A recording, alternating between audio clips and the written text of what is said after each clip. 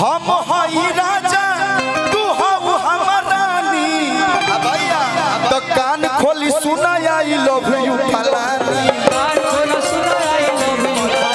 तो कान खोली सुना आई लव यू फलानी। देखिए हम नाम हम लेके गाना नहीं गाते हैं, हम लिखे एगो भैया गाना गौले रहा हई फलाना वो फरार भइली हमनी के फलाना फलानी से काम चला ले लीजिए डायरेक्ट नाम धर देबे के बाद कि हम तोहर राजा तू हऊ हमर रानी तो कान खोली सुना रक्षा रानी तो कान खोली सुना आई लव यू फलाना तो कान खोली सुना आई लव यू फलाना कि कश्मीर के फ्रूट लगेलू। देखिए क्या जोड़ी है धाना पाखी जी हम इनके साथ एगो फिल्म किए थे बालमा अन्ना एगो फिल्म कर रही भैया हमर दयावान जब हम हती चुकी रही गले लागी तो इज्जत तक लागी आज देखिए तीन अब हम दोनों बराबर के हो गए अब ये मेरे यहाँ लगते हैं। इसके बाद बालमा बिहार लट्टू किए थे हम लोग लेकिन देखिए आज अभी हम लोग मंच पे हीरो हीरोइन मैचिंग नहीं मिला था हाँ ब्लैक ब्लैक थैंक यू कि कश्मीर के फ्रूट लागेलू काला सूट में क्यूट लागेलू कश्मीर के फ्रूट लागेलू काला सूट में क्यूट लागेलू कश्मीर के फ्रूट लागेलू काला सूट में क्यूट लागेलू कश्मीर के फ्रूट लागेलू काला सूट में क्यूट लागेलू।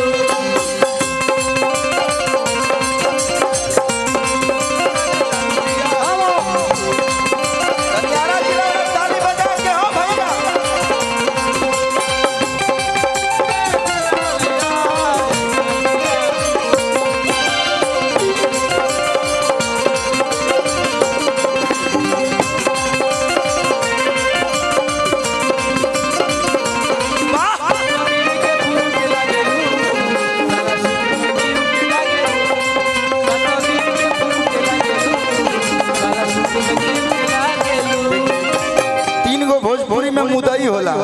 तीन लोग खड़ा बोलोगे अच्छा निकल अंजना जी के लिए चार को कॉल हां भाई यहाँ का ढेर देर से हवा खाता नहीं तू ही रहेलू हमार ये देखिए मैं नहीं बोल रहा हूँ ये सारे हमारे आरा जिला के भाई बोल रहे हैं का भैया ये ब्लैक एंड व्हाइट भाई तू ही रहेलू हमार दिलवा के अंदर अंजना अंजना दिलवा के अंदर तोहरे लगा हरबा प्यार ई समंदर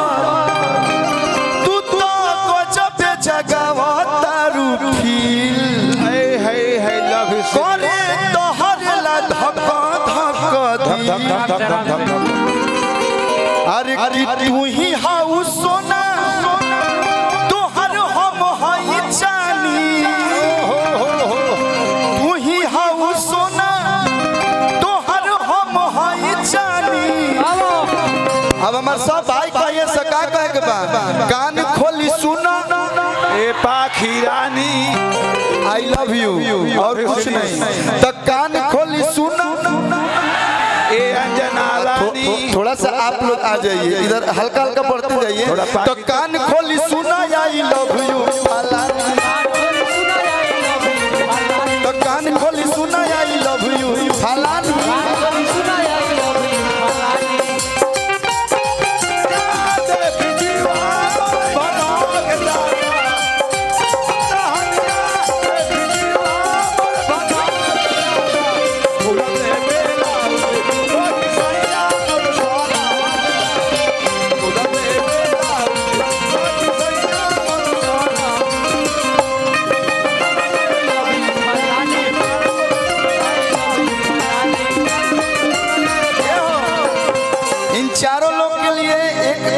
रोमांटिक गीत है गाइए गाइए गोरे गोरे कालबा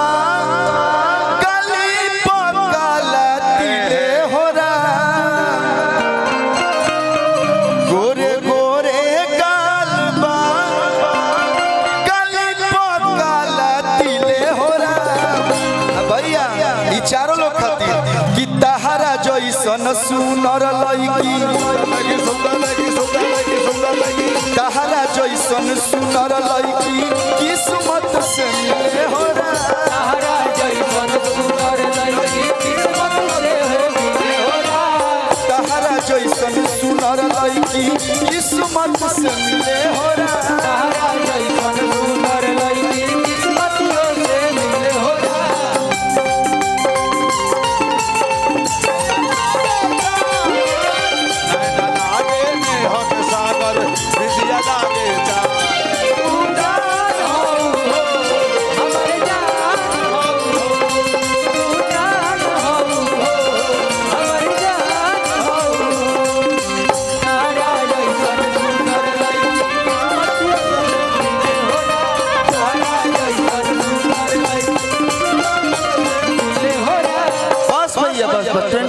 के जमाना बा एगो बड़ी बड़ी बड़ी थोड़ी थोड़ी नागिन वाला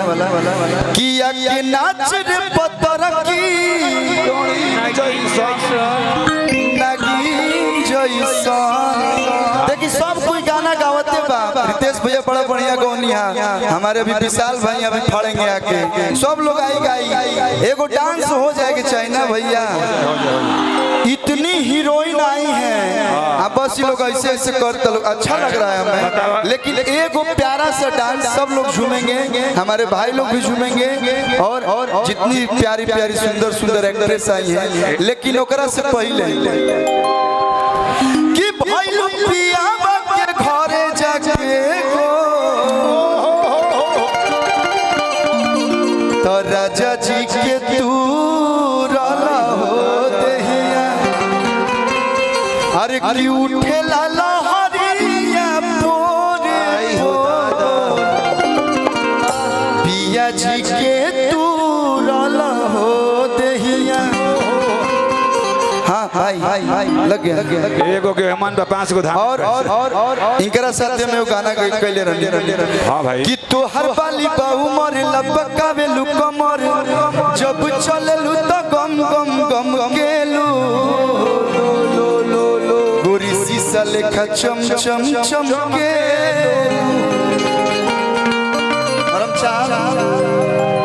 कि आंसू बाबा वो गाना लगा दीजिए एगो लगा दे एक बाद